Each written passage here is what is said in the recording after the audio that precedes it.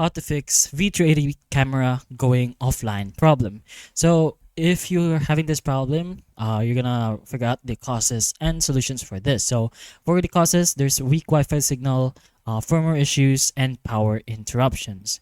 So for step-by-step guide to reconnecting your camera, you can restart your router, often simply rebooting your router that can solve connectivity issues. You can also check your power supply, make sure your camera is securely connected to a power source. So maybe you have like loose wires, so make sure it's sealed in nice and tightly.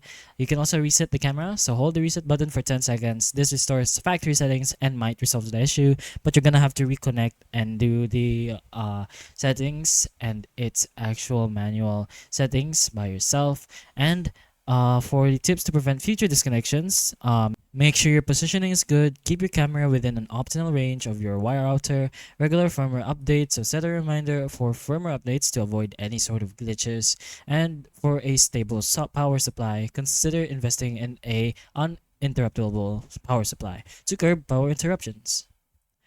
So, knowledgeable supplier can offer solutions and equipment to ensure your V380 Pro camera works seamlessly with your network setup.